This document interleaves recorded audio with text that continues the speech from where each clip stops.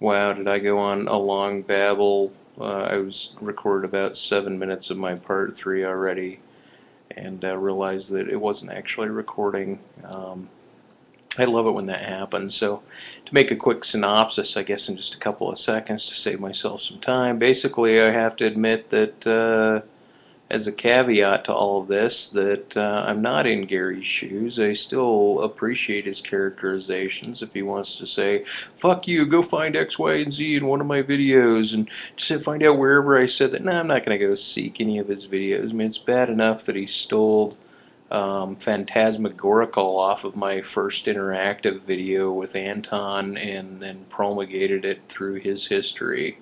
Right, I'm taking credit for it, and I would evidence that anyone can't find from the date of that video on mine, which I don't even know what the date is, but I'll find out and post it eventually in the low bar here, and then go back, and anyone wants to go back and look for Gary using the word phantasmagorical before this particular very exact date, um, then let me know, because I'd be surprised. I think he ripped it off of my use, just like I ripped it off of Mary Poppins. But um, yeah, so I'm not stating that Gary's, the notion of one's.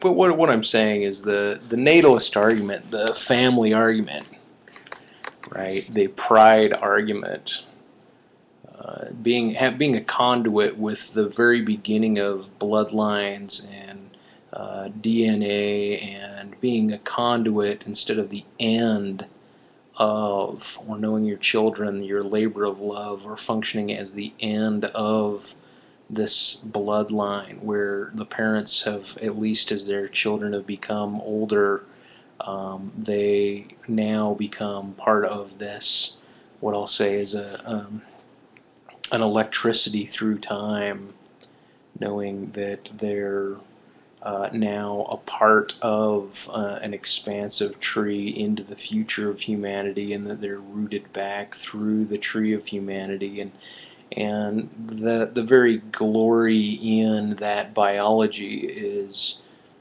something to be celebrated, right? Through, like, it highlights over all of the suffering the very notion of having great grandchildren out into the world, and knowing that you came and that you're somebody's great grandchild, puts you as this conduit through time, right? It's a different self definition that puts the corner, puts the serifs on a smile that those without it will never know, because they'll never live it as conduit.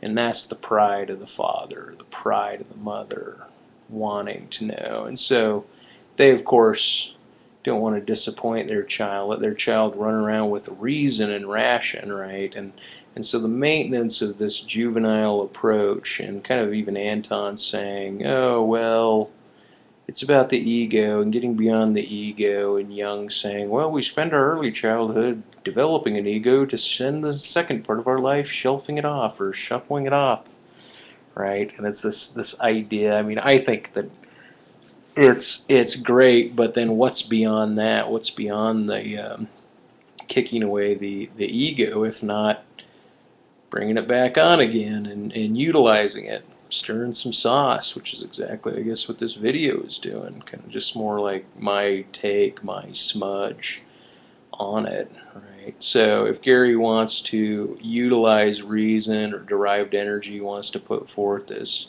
derived reason, right?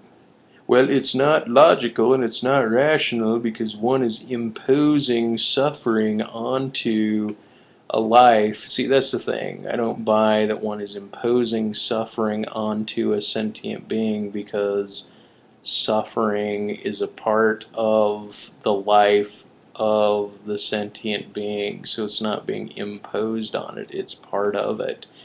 It's the whole package, right? So, in as much as I can't speak of Gary's dad's perception of him or their relationship or any of their attitude, it'd be obscene to do so, especially to the degree that I don't know. And I can only speculate on such things as being common throughout humanity. As much as I can't do that, the supposition that if Gary or I or anyone else had a child, that that child should succumb necessarily to the idealism or the idea, I suppose, transferred from father-derived energy or Father Gary or any father or any nihilist or anybody antinatalist that that child must necessarily consider the world a world primarily of suffering that needs to be avoided. Now, I say that suffering and life are equated with one another. They're the same package, but since suffering is not always there, it's not a permanent part of existence, it's an element of life as well as being equated with life at large, right? And so is pleasure. Pleasure is equated, it's part of the package. The baseline, the presentation that there's a baseline suffering that everyone goes through, and that happiness is a forward moving awareness from suffering. When one equates life to suffering and says pleasure is an escape or a moving off of this baseline, then I would challenge that they have not sustained enough pleasure to consider pleasure a baseline, or to consider some sort of neutrality, some banality, benign mode, some boringness where there is no pleasure nor pain. And I think that's more the stasis. And I think, although it's absurd for me to name these videos what I'm naming, I think the thing that seems contrary to me, that's most disgusting to me about what I found out about Gary and his root of suffering in terms of neuro-firing pain, is not primarily his own experience, that he's only sympathetic and not empathetic to it. That there's this kind of visceral gut, like, really, holy shit, fuck you, you're going to talk of suffering and that's all you have got? All you have got is emotional or social or psychological pain? And I'm not trying to make that light, but I'm trying to say, in comparison to chronic physiological pain, to this cancer that you point to, that's what you got, right? That's what you're putting forward. I'm like, oh wow, that's a cold division you've used to promulgate a 4-year grounding of your characterization. See, you're a character first and foremost, in my mind, Gary. Your structure is a character, and because you're expressing yourself as a character, that's what's important to me, right? You as defending a philosophy, right? You as philosopher defending philosophy, I think you stumbled across a reduction quad, and that you're limiting yourself to the quad, and you want to be known as a contributor to philosophy for these foundations. And I'm like, wow, well, if you can get that, if people see that, if it feeds them, if somehow you're honorarily included into, you know, canonized philosophy as somebody that's grounded things in this manner, then more power to you. I think it's fool's gold, man. It's fool's gold that you haven't cut off a finger yet, or gouged out your eye, or You don't seem like a tattoo guy according to your swim videos, right? You seem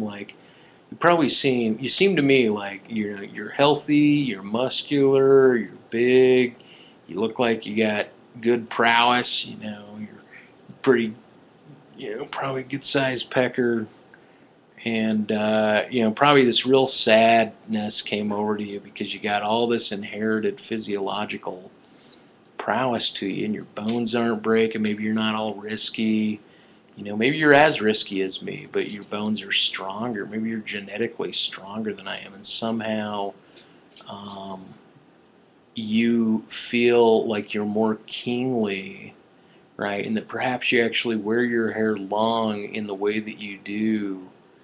Um, Perhaps you used to curl it long, like a king, like somebody noble who views themselves as noble, and that you view yourself as like a fallen king waiting for this prince but wanting revenge, and that somehow you fulfill this characterization. But since you're brought up in the modern age and you're in a cottage, you can just kind of strut along and talk your horse shit in the woods.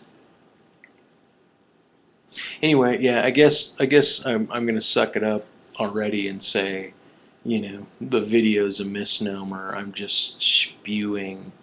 I'm not gonna close an argument, but hopefully I'm able to bring up some aspects or angles to the argument that both fulfill your thinking that I'm kind of an alien of sorts, or however you describe me. Like you said, when you're on, but when you're off, you are way off. And I thought, oh, okay, well, I guess if you say so, Gary. Gary, I guess if Gary says so, then I guess that makes it so, right, boss? Right, boss? So, anyway, instead of becoming like this, where do I want to carry the argument for 3 more minutes and try to end it? Um, to live well and to live pain free, we have ideologies. To develop an ideology, a heaven to bring down to earth, a goal, right? For 4 years you've been bitching online. You probably could have gotten a bachelor's degree in biology, and in the next 4 years, a master's, and maybe you could have been working on some sort of gene sequencing or some sort of new pharmacological pain reductor. Instead, you'll feel comfortable in whatever your lot is and assume the limits of your lot and live with the limits of your lot relative to women. You're the one night stander, you have no need for a woman. Yeah. I don't know, I don't agree with the notion of Anton's of overdrawn expectations. That people have overdrawn expectations. I think people um, become, I believe they understand their expectations and what's in front of them. And if somebody gets in the way and ruins it, that there's some sort of, not a hostage for God, right? But a revenge mode. And perhaps I'm just speaking of my own history when I'm being ego centered. But so anyway, it's actually a pleasure to have Gary on board in terms of somebody that maintains ego and rationalization, and they want to argue, and yet it's almost stupefying to bump into a minion like derived energy who will skip around, lay down myths as if they're truths, and then justify the idea of the idea of warding off the suicide argument for antinatalists They seem to be able to chalk it up so easily, and isn't that just convenient, right?